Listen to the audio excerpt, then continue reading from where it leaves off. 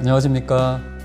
신복음대학원대학교 우리 원어 여러분, 또 오늘도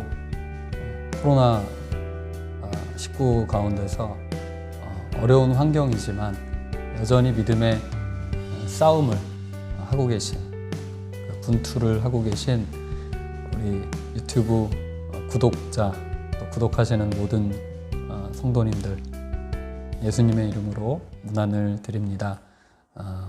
신약신학 6번째 강의를 오늘 진행할 김보겸 교수입니다. 반갑습니다. 우리 잠시 기도 드리시고 6번째 신약신학 강의를 시작을 하겠습니다.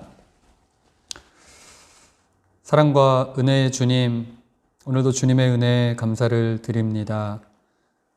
여전히 아직도 캄캄한 터널을 지나는 것 같은 그런 답답함과 또 때로는 두려움, 또 때로는 불안감, 그러면서 또 여러 가지 어려움 가운데서 우리 지금 2020년에 이 10월을 보내고 있습니다. 하나님께서 그러나 반드시 구름 뒤편에 밝은 햇빛을 마련해 두고 계시며, 또 터널이 끝나고 이제 또 밝은 세상으로 인도하시고, 그리고 이제 이 새벽 여명의 시간이 지나가면 밝은 아침 햇살을 보게 하실 것을 분명히 확신하며 믿고 나갑니다.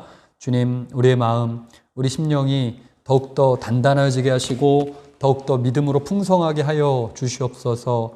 오곡백과가 물이 익는 그 귀하고 복된 계절을 주셨사오니 우리의 믿음도 아름다운 열매들을 많이 거둘 수 있도록 우리 강의를 듣는 모든 분들, 우리 순복음대학원대학교 원우님들, 주님 기억하여 주시고 복을 내려주시고 또 하나님의 강하신 오른팔로 붙잡아 주시옵소서. 오늘도 우리 하나님의 귀한 말씀, 신약 성경에 나타나 있는 이 신학적인 메시지를 우리가 같이 연구할 때에 우리 피차가 은혜 받고 또 하나님의 말씀이 더욱더 우리 가운데 굳건하게 세워지는 귀한 시간이 되게 하여 주시옵소서. 예수님의 이름으로 기도합니다. 아멘. 네, 한 주간 동안 평안하셨죠? 여러분들은 그 제 모습을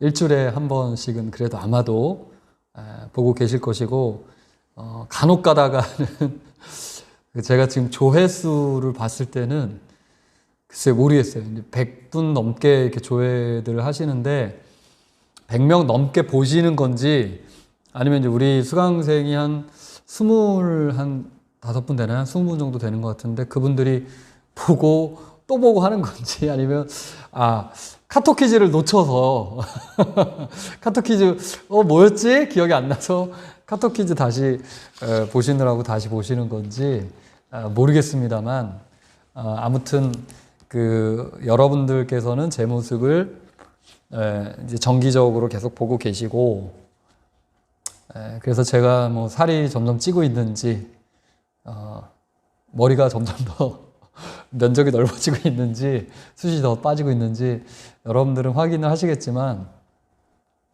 저는 매우 궁금합니다. 과연 여러분들 지금 어떻게 지내고 계시는지. 이제 아마 이번 주까지 지나면 한 3주째 여러분 못 뵙고 거의 한 달 이렇게 돼가기 때문에 다시 만나면 굉장히 저는 새롭고 반가울 것 같아요. 여러분들은 제 모습이 별로 그렇지 않으실 수도 있지만, 우리가 또 예상치 못하게 이렇게 비대면 온라인 수업이 길어지고 있습니다. 길어지면서 지금 이제 한 가지 걸리는 게 참 시간이 빠른 것 같아요. 벌써 6번째 시간이에요. 네, 그래서 이제 6강째 이제 첫 시간까지 다 포함해서, 오리엔테이션까지 포함해서 벌써 6번 강의를 하니까 거의 학기에 지금 3분의 1 이상, 거의 이제 절반 가까이 지나가고 있고, 참 시작한 게 엊그제인데 벌써 이렇게 빨리 시간이 흐릅니다. 그래서 이제 중요한 게 뭐냐면 이제 다음 주예요. 다음 주. 그러니까 이제 오늘 여러분들이 지금 강의 듣고 계신 시간이 아마도 이제 10월 12일 그 주간이 될 겁니다. 10월 12일, 그 다음에 야간반은 10월 13일이 될 텐데, 다음 주가 벌써 중간고사가 왔어요. 그래서 19일, 20일이 이제 7번째 주, 그래서 중간고사가 되고 벌써 학기가 그러면 절반이 지나가게 됩니다. 참 다른 학기 때도 우리가 공부한 것도 없이 중간고사 보는 것 같은 기분이 들었었는데 이번 학기는 더 그것이 좀 더 심하게 느껴지고 크게 와닿는 것 같아요. 너무 이렇게 이제 동영상 통해서만 강의하고 여러분들 직접 뵙지 못하고 하다 보니까 지금 시험 볼 때가 벌써 됐나 싶은 실감도 안 나고 또 한 가지 중요한 건 뭐냐면은 이제 사실 이제 여러분 다 아시겠지만 지금 제가 강의를 이렇게 녹화하는 시간은 여러분 지금 강의 보시는 시간보다 한 며칠 전이에요. 며칠 전에 제가 이제 녹화를 하고 편집해서 이제 올리게 되는데 그러다 보니까 과연 이제 이 강의도 여러분들이 동영상을 통해 보시게 될지 아니면 이번 주에 어떤 또 학교의 방침이 바뀌어서 대면 수업으로도 전환이 될지 알 길이 없습니다. 그래서 이제 만약에 지금 이 영상을 여러분들이 보시게 되고 그리고 비대면 수업으로 이제 12, 13일도 강의를 진행을 하게 되면 당연히 이제 다음 주 그러니까 이제 10월 19, 20일 날 중간고사를 치르는 것인지 아니면 뭐 다른 대체하는 과제로 대체를 하게 되는지 그러면 이제 아마 한 주 저희가 이 동영상 강의 하는 걸 쉬게 되겠죠, 그죠? 시험으로 대체가 되고 아니면 이제 극적으로 갑작스럽게 확진자가 확 줄어들면서 지금 어제까지 2자릿수였다가 오늘 또 3자릿수로 늘어났는데 좀처럼 막 5월달, 6월달처럼 막 한 자릿수, 그죠? 막 10명대 이렇게 줄어들 기미가 지금 잘 안 보이고 있어요. 그래서 갑작스럽게 줄어들지 지금 모르겠습니다만 그렇게 된다면 우리가 다행스럽게 이제 학사 일정에 맞춰서 강의실에서 여러분들이 시험을 중간고사를 칠 수 있게 되실 텐데 이 말씀을 왜 드리느냐 늘 이제 제가 시험 기간 되면 여러분들한테 좀 공부하시기 편하도록 이 범위를 말씀을 드렸었죠. 알고 계시죠? 우리끼리만 하는. 그래서 지금 이거를 지금 말씀을 드려야 되는지 말아야 되는지 또 과제를 낸다면 과제를 뭘 하시라고 말씀드려야 될지 저도 지금 뭐 이렇게 난맥상입니다. 아직 확정된 바가 없어요. 그래서 여러분 중에도 혹시 궁금해하실 분들이 계실 것 같아서 이 영상이 끝나도록 만약에 제가 시험에 관한 얘기를 안 하면 아마 다른 어떤 방법들로 평가를 대체하는 것으로 아시면 되겠고 혹여라도 제가 급박하게 이제 수업 여기 영상 나갈 날짜가 거의 다 되어서라도 중간고사 학사 운영에 대해서 행정에 대해서 학교로부터 어떤 지침을 받게 되면 정 안 되면 제가 이제 뒤에다 영상 뒤에다가 한 1, 2분이라도 시험에 대한 안내를 덧붙이든지 그래서 아마 그렇게 되면 이제 제 의상이 좀 그땐 다를 수도 있어요. 양해해 주시고 그것조차도 만약에 좀 어렵다 시험에 대한 인포메이션이 그랬을 때는 제가 이제 지금 우리 주간반 같은 경우는 이제 박여명 전사님 통해서 야간반 같은 경우는 이윤영 전사님 통해서 계속 여러분들 영상 링크 같은 것들 보내드리고 있는데 그 두 분을 통해서 우리 어머님들께 전달을 하도록 하겠습니다. 시험이 어떻게 진행된다. 그러니까 여러분들 이렇게 뭐 누가 이런 말을 했다, 누가 어떻게 한다더라 그런 말들에 이렇게 좌고우면하지 마시고 거기에 귀를 쫑긋 솔깃하지 마시고 제가 지정해드린 두 분 박여명 원우님하고 그다음에 이윤영 원우님 한번 손 들어보세요, 두 분. 네. 네, 감사합니다. 이 두 분을 통해서만 다른 과목은 모르겠고요. 다른 과목은 제가 알 길 없고 제 과목에 있어서는 이 두 분을 통해서만 오피셜한 메시지가 전달이 되겠습니다. 공식적인 우리 중간고사에 대한 방침이 전달될 테니까 그렇게 참고하셔서 여러분 혼선이 없으시기를 바랍니다. 예. 다른 분들 다른 음성에 귀를 기울이시면 안 돼요. 네. 선한 목자의 음성을 듣는 그런 선한 좋은 양이 되셔야 됩니다. 제가 꼭 그 두 분을 통해서만 공식적인 입장을 전달드리겠고, 가급적이면 이 영상과 함께 메시지를 드리도록 그렇게 하겠습니다. 참 우리가 코로나 시대다 보니까 뭐 별 일을 다 겪어요. 지난 학기엔 더 혼란스러웠던 것 같아요. 그죠? 자, 교재 133페이지를 펼치시고, 오늘은 이제 6강, 신약신학의 6강으로 우리 간추린 신약신학에서 이제 4장, 사도행전에 나타난 예수님의 구원사역을 잠깐 살펴보도록 하겠습니다. 네, 잠깐 리뷰를 좀 하자면요. 우리가 지금까지 이제 그 3장까지의 진도를 진행을 했는데, 다시 한번 좀 감사드리는 것은 여러분들께서 지난주까지도 강의를 충실하게 잘 이렇게 수강을 해주고 계시고 청강을 해주셔서 유튜브 시청을 잘 해주고 계시고, 카톡 퀴즈도 아주 성실하게 거의 대부분 우리 원우님들이 잘 보내주고 계셔서 감사 말씀을 드립니다. 혹시라도 좀 까먹으시면 늦게라도 다시 보시고 카톡 퀴즈는 여러분들 출석이라는 거 알고 계시죠? 그래서 잘 좀 보내주시길 당부를 드리겠고, 많은 분들이 그래도 참 감사하게 격려의 그런 문자를 보내시면서, 이 카톡을 보내시면서 이 격려 메시지들을 보내주고 계셔서 제가 또 이 자리를 빌어서 여러분께 감사 말씀을 드립니다. 뭐 약간의 이제 좀 과도한 칭찬도 있어요. 너무 뭐 명강이 감사합니다 이러시면 제가 낯이 막 뜨겁습니다. 무슨 명강이나 무슨 명강이겠어요 제가, 그죠? 또 뭐 하여튼 강의 듣고 많이 이렇게 또 위로받는다는 말씀도 주시고, 또 이제 우리 발제금을 보내시면서, 지금 발제물이 이제 온라인 강의하는 동안 이메일로 여러분 보내주시잖아요. 발제물에도 참 저희가 어느덧 보니까 이제 벌써 10월 이제 다음 주 중순이에요, 그죠?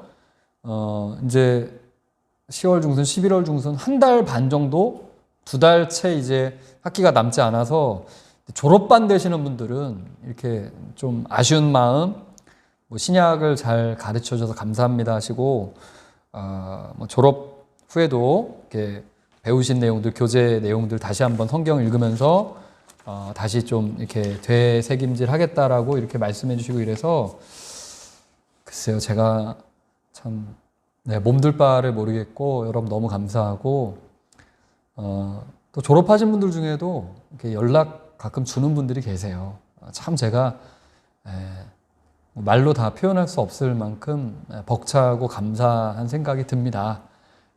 아마 저랑 이렇게 원수지셨다면은 그렇게 못 하시겠죠. 근데 그래도 이제 좋은 기억으로, 또 참 부족한 종이고 부족한 교수인데, 나름대로 제가 배운 것들, 제가 연구한 내용, 알고 있는 것들을 여러분께 전달한 게, 또 여러분께서 뭐 조금이나마 작게나마 이렇게 도움이 되시고, 또 앞으로 목회 또 사역하시는데, 또 성경 연구하시는데 도움이 되시니까, 그래도 그렇게들 이제 또 좋은 격려, 칭찬 말씀도 주시고, 그래서 제가 많은 이제 위로도 받고 도전도 받고, 또 여러분들 통해서 하여튼 좋은 선한 영향력들을 많이 받고 있습니다. 모쪼록 제 강의를 통해서도 여러분들에게 그런 좀 영향이 갔으면 좋겠어요. 그래서 오늘도 좀 뭐 부족하지만 좋은 기쁜 마음으로 같이 우리가 공부를 해 나갔으면 좋겠습니다.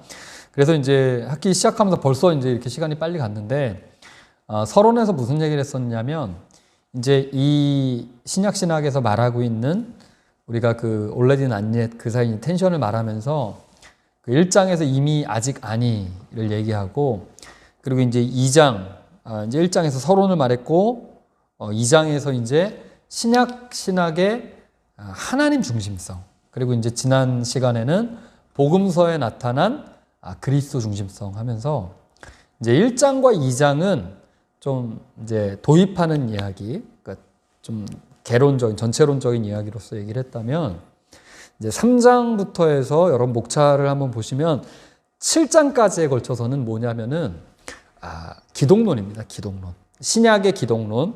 그래서 이제 지난주에 우리 3장이 이제 기독론의 도입으로서 복음서에 나타난 기독론적인 입장으로 이제 그리스도 중심성을 얘기했다면, 오늘 우리가 사도행전에서 말하고자 하는 그 기독론은 우리 이제 133페이지의 그 제목으로 나와 있듯이 사도행전에 나타난 예수님의 구원 사역, 그것이 기독론과 이제 매칭이 된다라는 것이죠. 예. 그래서 지금 이제 우리 이 교재에서 또 우리가 이번 학기 공부에서 지금 이제 어떤 위치에 우리가 놓여 있나, 어느 위치쯤 와 있나라는 것을 좀 말씀을 드립니다. 그래서 자, 이제 사도행전의 기독론을 말씀드리는데, 사도행전은 어떤 책? 어떤 책이죠? 예, 우리 아마 지금 강의실에서 여러분들하고 제가 대면하고 있다면, 예, 또 물어봤을 거예요. 누구 지칭해서, 그죠?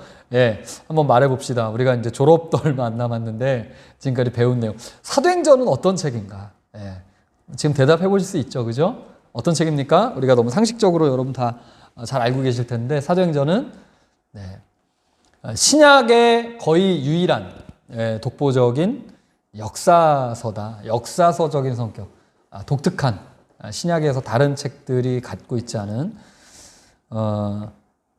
우리가 이제 공간복음 공부하면서도 얘기했고 개론 시간에도 얘기했지만, 신약을 큰 구분을 짓자면 무엇과 무엇이라고 얘기해야 될까요? 카톡퀴즈 낼까요? 네, 이건 아닙니다. 뒤에 나옵니다. 카톡퀴즈는.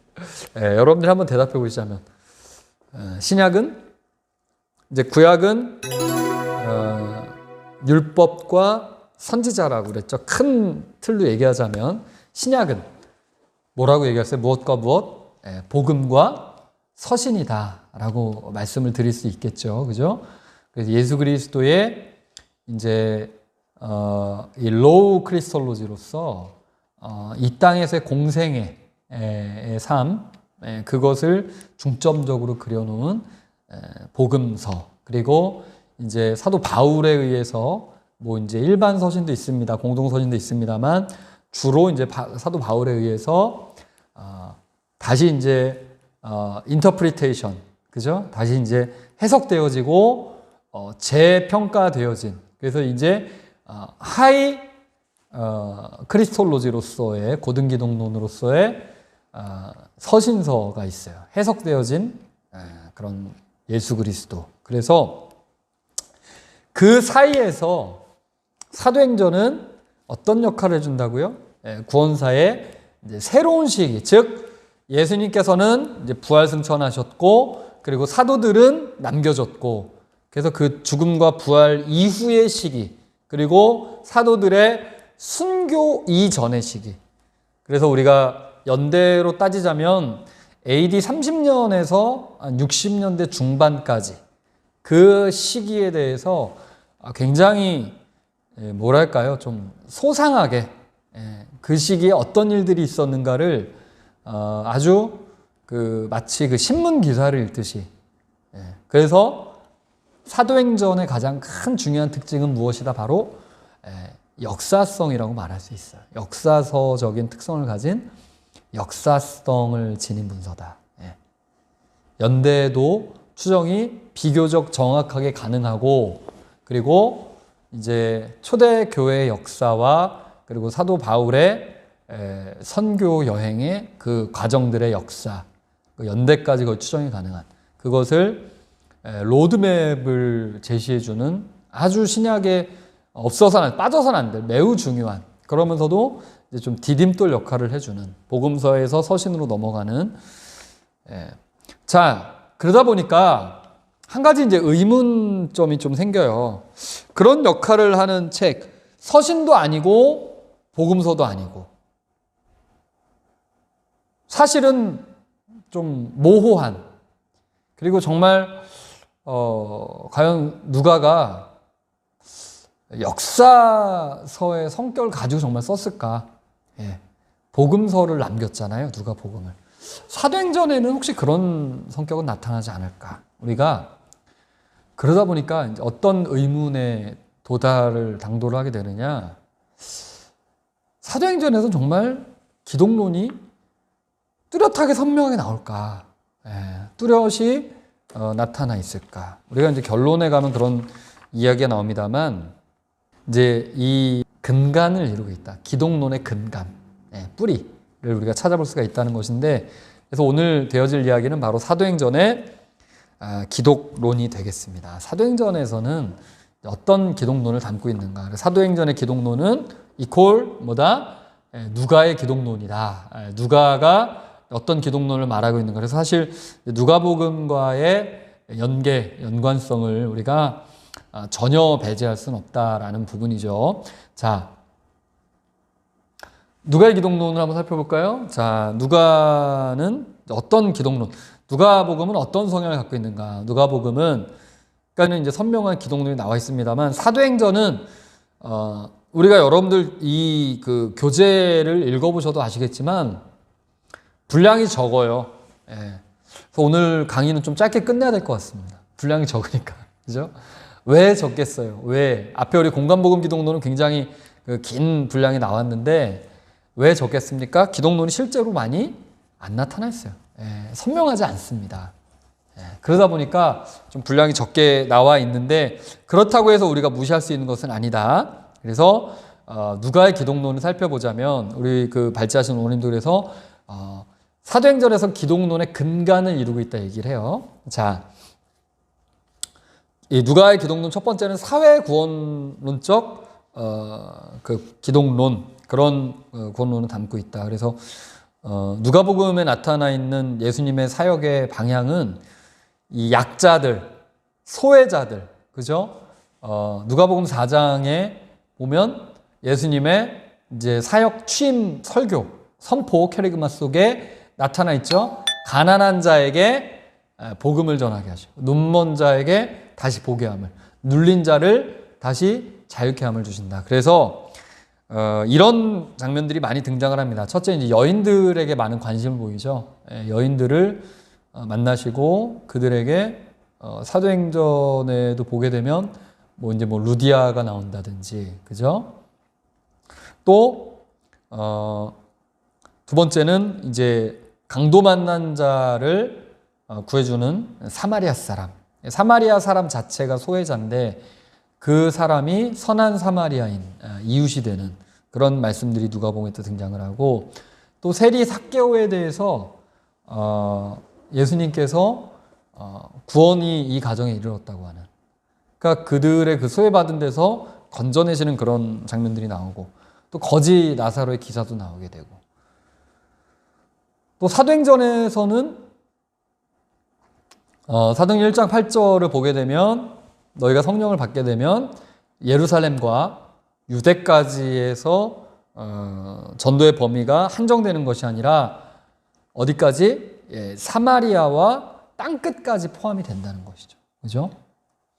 이 사역의 방향이 그런 특성들을 갖고 있고, 그리고 또 굉장히 우리가 좀 낯선 그런 이름들, 새로운 인물들이 많이 등장을 하고 있는 것들을 보게 됩니다. 그리고 초대교회가 갖고 있었던 가치 자체가 무엇이다? 사도행전 2장을 보게 되면 초대교회의 가치는 서로 모이기를 힘쓰고, 모일 때마다 어떻게 해요? 서로 같이 떡을 떼고, 그리고 서로 물건들을 이렇게 통용하는 그런 사회. 굉장히 좀 유토피아적인 그런 모습들이 나타나면서 한마디로 좀 소외됨이 없이 가는 그런 사회 구원론적인 그런 기독론, 그런 복음, 그런 예수님 모습이 많이 등장하고 있고, 또 하나는 역사적 관점을 견지하고 있다. 우리 이제 앞에서 길게 말씀드렸듯이, 그래서 이제 누가복음 1장 1절부터 보시게 되면 우리 중에 일어난 일들에 관해서 처음부터 말씀의 목격자와 사역자들이 전해준 대로 기록하려고 붓을 든 사람들이 많았다. 모든 일을 그 근원부터 조사한 나도 데오빌로가 그 당신에게 순서대로 써 보내는 것이 좋겠다고 생각을 했다. 이는 각각께서 배우신 것이 확실함을 알게 하기 위한 것이라고 하면서, 자, 1절을 보면 실제로 그들 중에 일어났던 역사적 사건에 대한 기록이라는 그것을 말하고, 두 번째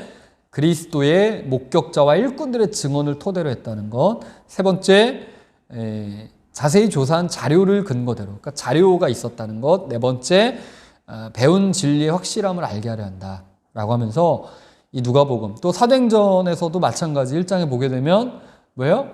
앞에서 기록을 했던 것을 이어서 이제 한다는 것을 강조하면서 결국엔 이것이 어떤 그 팩트, 사실에 근거하고 있고 역사적 사실을 밑바탕으로 하고 있다. 또한 이제 예수님의 탄생 기사 속에도 보게 되면 가이사 아우구스토 때라는 것, 그죠? 시리아 총독 구레뇨 때라는 것을 밝혀주면서 역사적인 사실의 배경을 두고 있다. 그 시기의 일이다라는 것을 연대까지 알 수 있도록 하고 있고, 또 이제 그 여러 지명, 인명들, 또 이제 시기를 알 수 있는 그런 그 시기의 위정자들의 이름이 등장을 하죠. 사도행전 18장에는 우리 브리스길라와 아굴라가 로마에서 유대인들이 추방되었다. 언제? 우리 잘 알고 있죠. 제가 문제도 냈었죠. 클라우디오 황제 때, 클라우디우스 황제 때라고 하면서 이게 역사적 사실로서 실제 있었던 사건이라는 것을 강조를 해주고 있다라는 부분입니다. 자, 그래서 이제 이런 특성들을 누가의 기독론은 갖고 있는데, 이런 가운데서 우리 이제 교재를 보시게 되면, 자, 사도행전의 기독론은 이제 133페이지부터 보시면 사도행전의 기독론을 연구할 때 누가복음과 사도행전은 동일한 저자가 쓴 것임을 기록하는 것이 필요하다. 그래서 누가복음과 사도행전의 기독론을 함께 살펴볼 때 우리는 누가의 신학의 가닥을 한데 모을 수 있다는 거예요. 그러니까 따로 좀 떼어놓고 생각해서는 안 된다는 거예요. 자, 이게 이제 나중에 여러분들 이제 제가 그 퀴즈로도 내겠습니다만, 누가의 이런 관점들이 분명히 이제 사도행전 기독론에 영향을 주게 됩니다. 영향을 끼치게 된다는 걸 우리가 기억을 하시면서, 자, 첫 번째 이제 그 134페이지로 넘어가실까요? 134페이지에 넘어가시면, 자, 밑에서부터 여섯 번째 줄, 누가는 신학적 관점에서 역사를 기술한 역사가라고 말하는 것이 더 좋다라고 하면서 이제 마샬의 견해가 나오게 되고, 자, 그런 이 누가에게 있어서 첫 번째 사도행전의 기독론은 뭡니까? 바로 부활하신 주님으로 본다. 사도행전을 읽으면 밑에 네 번째 줄 134페이지, 사도행전을 읽으면 우리는 예수님을 높임받고 부활하신 주님으로 강조하고 있는 것을 볼 수가 있다. 그래서 1장 3절 135페이지 첫 번째 줄, 누가는 예수님의 부활에 관련된 많은 증거를 말한다. 1장 3절, 사도행전 1장 3절. 그래서 이것이 예수님의 부활의 성취는 구약적 가치의 연장입니다, 사실. 그죠? 메시아이시기 때문에.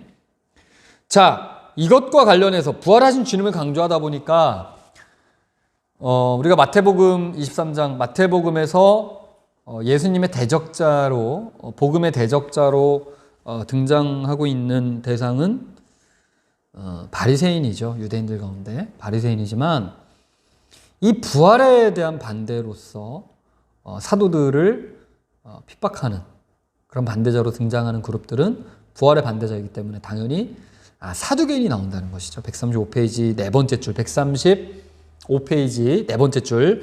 누가복음에서는 바리새인들이 주로 대적자들이지만, 주된 대적자들이지만, 사도행전에서는 사두개인들이 전면에 등장한다. 특별히 사도들이 부활을 선포했기 때문에. 그래서 이 부활하신 예수님에 대해서는 사실 복음서에서는 좀 또 희박하죠. 왜 그렇습니까? 아니, 예수님이 부활 말씀은 하셨을지 몰라도 사도들이 그걸 본 적도 없고 알지도 못해요. 그죠? 이제 부활하시는 장면, 그 이후의 장면에서는 언급이 되어지지만, 그러나 이제 사도행전에 넘어오게 되면 이 사도들의 선포의 핵심이 뭐냐면, 여러분 한번 상상해 보실까요?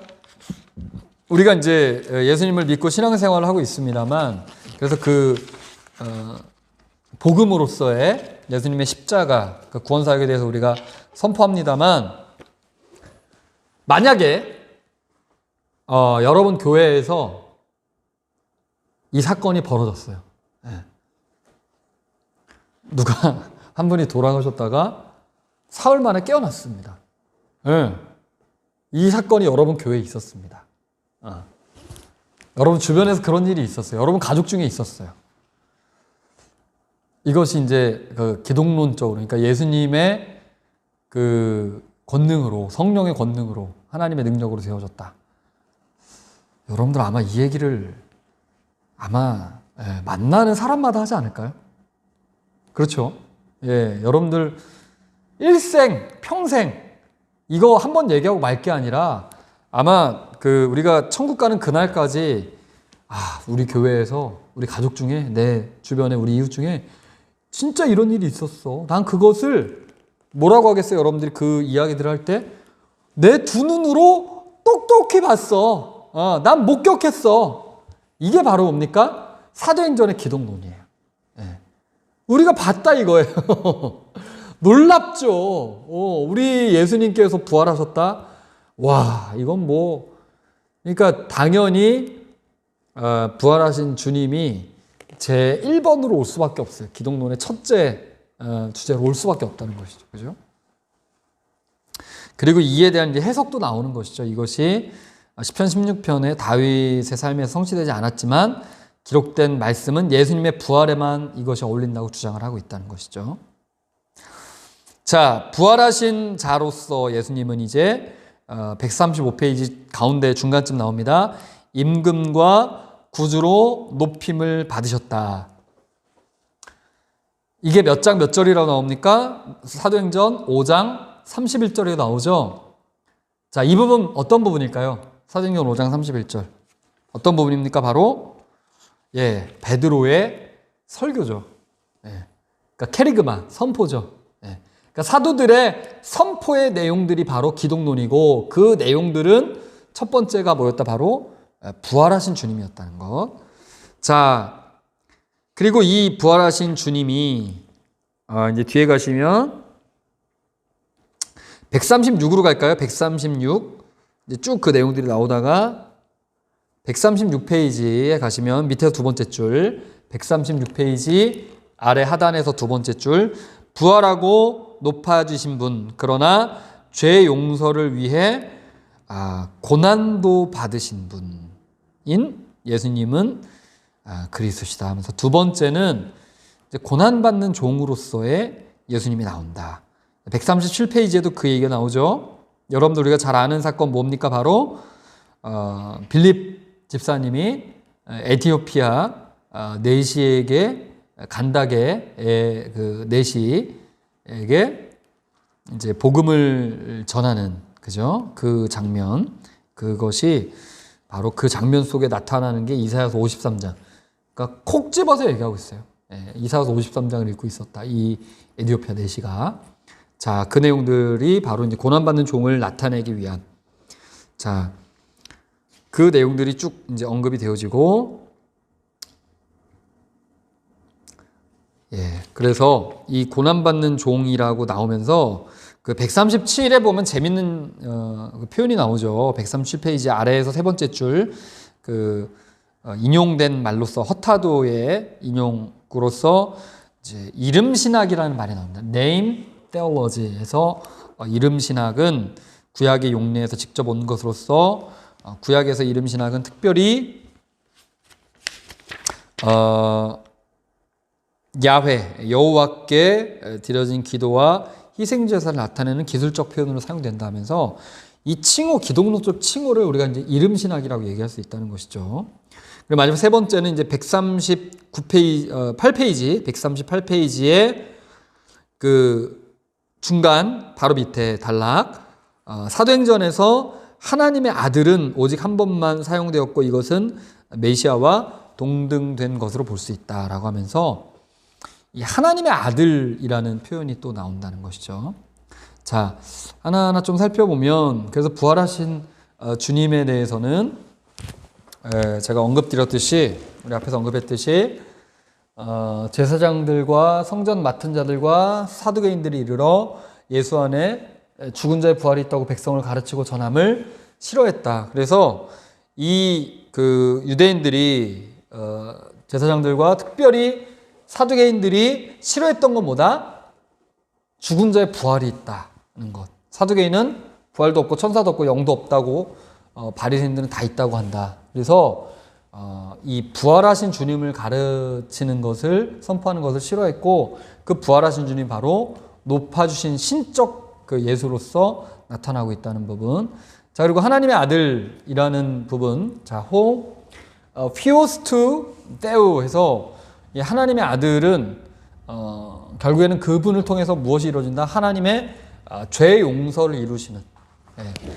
그러니까 누가 하나님께서 죄 용서하는 것을 나타내고 증명하고 그것을 실현하실 수 있겠어요? 예수님의 그 신적인 성품, 신성, 그죠? 139페이지에 나오듯이 6번째 줄, 누가가 예수님의 주 되심에 대해 말한 것들은 예수님의 신성을 분명히 암시한다. 예수님은 바울에게 높아지신 주님으로 나타나시고 인간들은 그를 믿으며 또 신자들은 주 예수님의 이름으로 세례를 받고 예수님은 만유의 주로 높여주시는, 이것이 이제 사도행전에서 중점적으로 나타나는 기독론적 예수님의 모습이라는 것이죠. 자, 그래서 이제 고난받는 종으로서의 예수님, 고난받으시는 예수님은 바로 이 장면이죠. 사도행전 8장에 나타나는. 그래서 이제 빌립 집사님이 이제 이디오피아 여왕 간닥의 국고 맡은 내시를 만나게 된다. 그래서 이 내시는 헬라어로는 유누코스라고 하는 말로 쓰여졌는데, 우리 이제 해석으로서 내시, 환관. 그래서 이제 거세를 해서 여기 이제 또 여왕이잖아요, 마침. 그러니까 그 곁에서 어떤 잡음이 나지 않게 여왕을 이렇게 시종들 수 있는 그런 이제 환관 내시로 보여지는데, 사실 이 유누코스 환관이라는 것은 이제 거세된 남자를 의미합니다만, 한 가지 문제가 생기는 건 뭐냐면, 이 분이 뭐하러 내려왔느냐.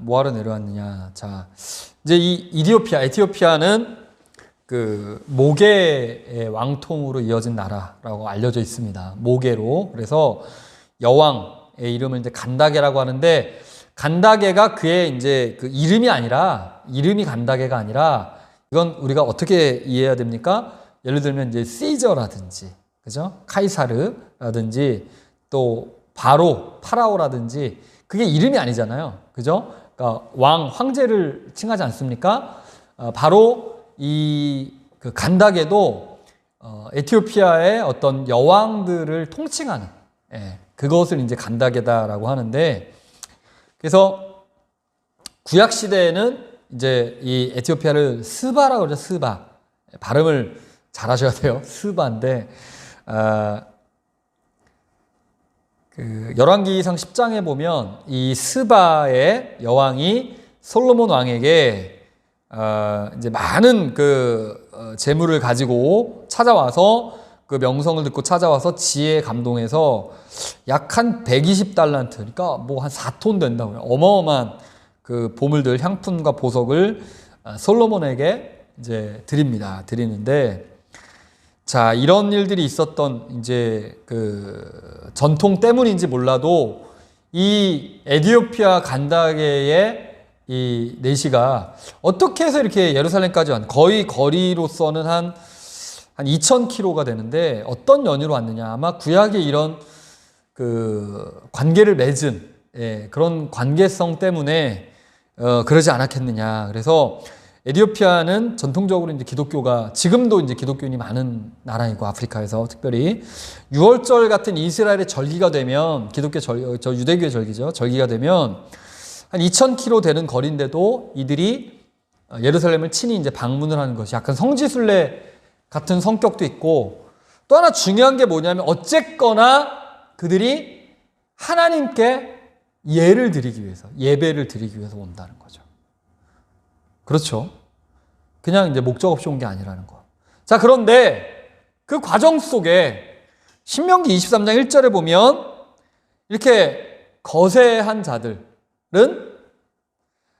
여호와의 총회에 들어올 수 없다라고 율법에 나와 있습니다. 그러니까 이제 이때의 시기가 신약의 시대지만 아직까지는 뭐예요? 율법에 영향이 미치는 구약적인 그런 바탕이 있는 시대라고 봐야 되겠죠. 그런 가운데서 과연 이 거세한 남자가 정말로 그 예루살렘에 예배드리러 올라올 수 있었겠느냐 라고 하는 그런 의문이 든다라는 것입니다. 그래서 이제 이에 대한 어떤 견해로서는 이 유누코스라고 하는 이 표현이 환관이라는 의미도 있지만 그냥 고위 관리를 칭하는, 고관을 칭하는 그런 명칭, 그런 호칭으로도 사용이 되어졌었다.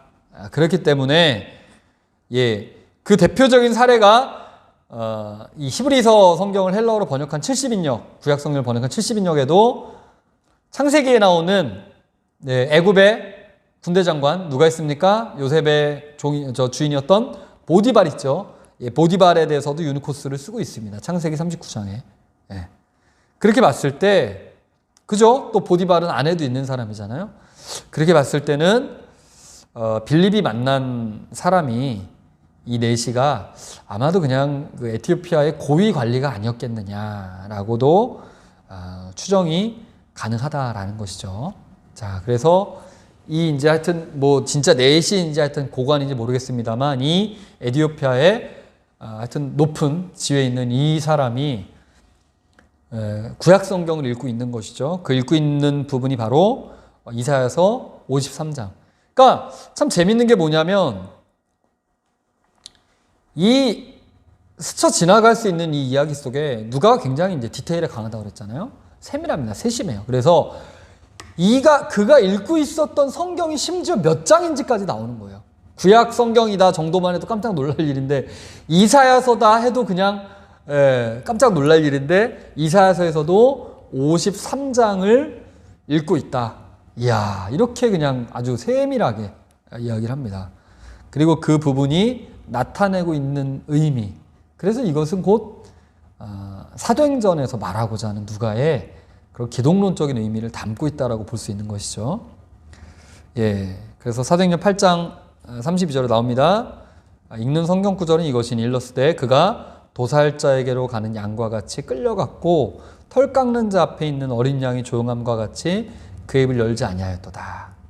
그가 33절 굴욕을 당했을 때 공정한 재판도 받지 못하였으니 누가 그의 세대를 말하리요 그의 생명이 땅에서 빼앗김이로다 하였거늘. 그래서 나중에 물어보죠. 34절에서 그 내시가 빌립에게 말하되 청컨대 내가 묻노니 선지자가 이 말한 것이 누구를 가리킴이냐, 자기를 가리킴이냐 타인을 가리킴이냐 하면서 선지자가 누구를 가리키는 것이냐. 빌립이 입을 열어 이 글을 시작하여 예수를 가르쳐 복음을 전하니 곧 이 고난받고 털 깎는 자 앞에 어린 양이 바로 이퀄 누구다? 예수시다 라고 얘기를 하고 그러면서 뒤에는 어떻게 합니까? 이 에티오피아의 내시가 결국엔 세례받게 되죠. 물 있는 곳을 찾아서 세례를 받게 된다. 자, 이 가사라는 곳은 괄호에 나와 있듯이 지금 우리가 이제 가자지구 하는 그곳이라고 보여줘요. 그래서 예루살렘에서 한 70km 떨어진 70km 정도 떨어지니까 결국 가깝지 않은 거리고 광야지대로 나오는데 이 빌립 집사가 이렇게 순종을 하여서 이런 이제 놀라운 에티오피아의 기독교 예수 그리스도를 전하게 되는 그런 이제 밑바탕이 되었다. 이런 의미심장한 이야기들이 사도행전의 이제 신학적인 의미로서 기독론적 의미로서 나오고 있다라는 부분이죠. 자, 그리고 이제 또 하나 우리가 이제 살펴봐야 되는데 그리스도의 구원사역 이제 139페이지의 두 번째 사도행전의 또 한 가지는 이제 그 기독론적인 걸 봤고 두 번째 이 기독론적인 의미가 나타내고 있는 바로 이제 구원 사역에 대해서 이야기를 합니다. 근데 이 구원 사역에 있어서 중요한 게 뭐라고요? 기독론의 존재론적 측면에 대해서는 사도행전에는 깊은 숙고가 나오지 않는다. 예. 자, 이 말이 뭘까요? 이 말은 어디하고 좀 매칭이 될까요? 어디하고 좀 비교 대상이 누굴까요? 사실은 바울 서신이죠.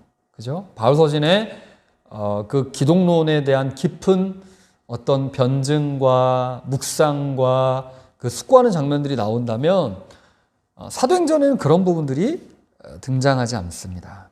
그래서 얘기가 나오는 게 우리 139페이지 한번 보시면 2번 그리스도의 구원사역, 예수님은 그리스도시며 만유에 높아진 주님이시며 하나님의 아들 그 선지자 여호와의 종이시기 때문에 모든 사람에게 전파되고 선포되어야 한다라고 나옵니다.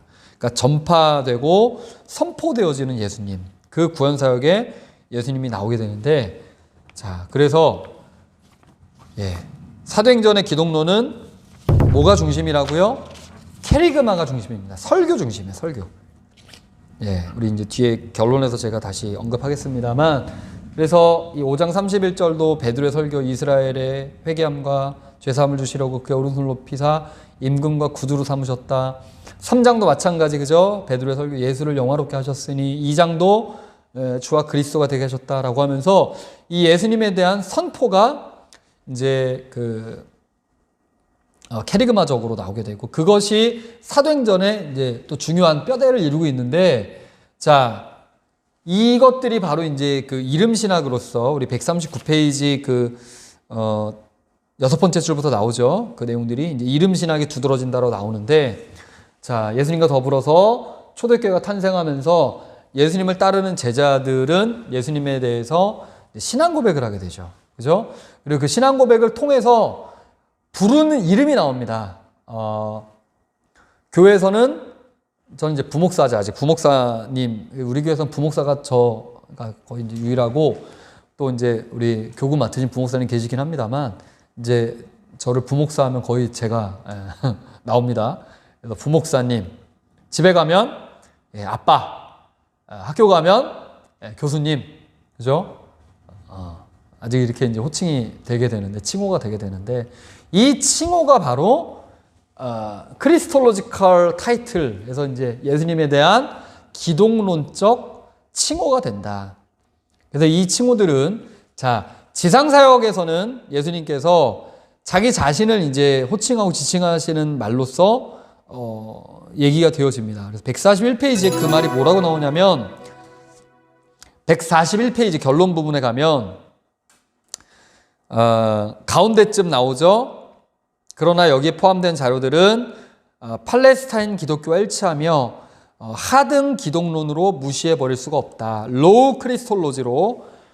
그러니까 누가가 기독론에 대해서 깊이 숙고하지 않는다고 그래서 사도행전에서 선포되어지는 캐리그마 속의 예수님을 로우 크리스톨로지로만 볼 수는 없다는 거예요. 지상사역에서 예수님에 대해서도 분명히 강조점이 있다는 거, 사용하신 칭호. 그리고 예수님께서 이제 십자가에 달려 죽으시고 부활하신 후에 제자들의, 그러니까 왜냐하면은 이 얘기가 왜 나오게 되냐면, 사도 바울의 서신들에서는 역사적 예수가 많이 이제 배제가 됩니다. 우리가 이제 다음 주에 다음 시간에 이제 바울 서신 속에 나타난 기독론을 보게 될 텐데, 로우 크리스톨로지가 많이 이제 배제된 채로 나와요. 근데 이제 사도행전에서의 캐리그마도 우리가 앞에서 살펴봤듯이 어떤 부분을 강조한다? 임금, 구주, 또 영화롭게 하시고 그 주가 되셨다. 이런 부분들은 사실 로우 크리스톨로지에 맞지 않아요. 맞지 않는 부분들이 나옵니다. 여러분들이 한번 헷갈리실까봐 우리 이 부분도 한번 여러분들이 좀 카톡으로 보내봐 주시겠어요? 로우 크리스톨로지에 해당되는 게 뭘까? 로우 크리스톨로지에 해당되는 게 뭘까? 제가요, 여기 결론 나오면서 카톡 퀴즈 우리 슬라이드가 나올 텐데, 첫 번째 드리는 질문이 뭐냐면, 하등 기독론이 뭘까, 도대체? 예수님을 나타내는 하등 기독론이라는 게 어떤 부분들일까? 한번.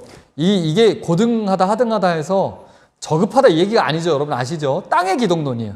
역사는 예수 기독론인데, 그 내용들이 한번 구체적으로 뭔지 개념적인 것들과 함께 한번 보내봐 주시면 좋겠어요. 그래서 이 기독론 쪽 칭호가 예수님이 이 땅에 계실 때 지상사역에서의 기독론이 있었고, 그리고 이제 바울서신에서 나타나는 기독론은 어떤 기독론? 부활하시고 승천하셔서 빌립보서 2장에 나오듯이 모든 무릎으로 그 앞에 꿇게 하시고 모든 이름 위에 뛰어난 이름을 주사 높임을 받게 되는 영광의 보좌 우편에 앉으시는 그 예수님, 부활하시고 승천하신 신적 예수님, 그 부분들을 많이 이제 강조를 한단 말이죠. 사도행전에서도 보면 그런 부분들이 많이 나타난다. 그렇기 때문에 사도행전의 기독론의 핵심은 뭐다? 부활하신 예수님이라는 거. 그들이 목격했기 때문에. 신이죠, 신. 하나님. 그 부분들이 어디 나옵니까? 결론에 보시면, 결론 바로 앞에 보시면, 죄송합니다. 결론 바로 앞에 140페이지 보시면 마지막 단락이에요. 밑에서 하나, 둘, 셋, 넷, 다섯, 여섯, 일곱, 여덟, 열 번째 줄 올라가시면 기독론과 구원론 모두의 특별히 놀라운 구절은 사도행전 20장 28절이라는 거예요. 왜? 하나님은 교회를 예수 그리스도의 피가 아니라 뭐라고요? 자기 자신의 피로, 즉 하나님의 피로 언급이 됐다. 여러분 놀라운 일이, 하나님께서 피 흘리신 적 있습니까? 하나님께서 십자가에 달리셨나? 하나님께서 고난받으셨습니까? 누구를 나타낸다? 이 하나님은 바로 예수님을 나타낸다. 그러니까 예수님께서 피 흘리시고 고난받으시고 십자가에 죽으신 그 구원 사건이 하나님 자신으로서 나타나고 있다. 그래서 이것은 신약의 다른 곳에서 본 신약의 기독론, 즉 예수님은 하나님이시면서 인간이시라는 것과 일치하고 있다. 그래서 그 죽음은 하나님 자신의 죽음을 나타낸다.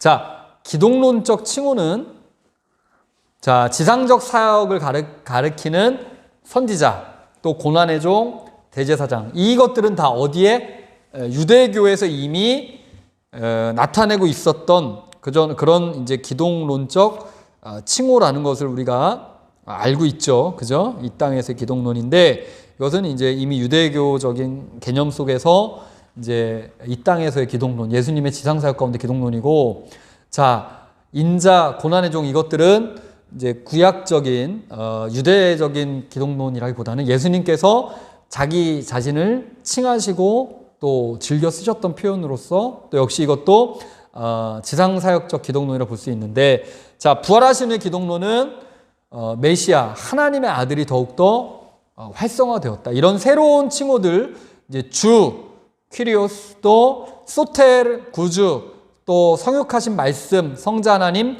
심판주라는 칭호들이 더 붙여지게 됩니다. 더 붙여지게 되면서 말씀드렸듯이 하나님은 자기 피로, 자기 자신의 피로 교회를 얻으신다. 이 표현은 결국에는 이제 신약의 기독론, 그러니까 예수님이 하나님이시면서 인간이라고 하는 그 신성과 인성을 나타내는 그런 표현으로서 우리가 살펴볼 수가 있고, 특별히 하나님 대신 예수님에 대한 강조로 볼 수가 있다.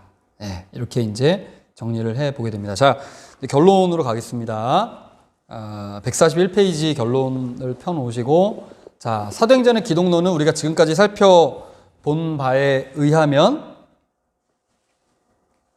자, 예수님은 그리스도시다.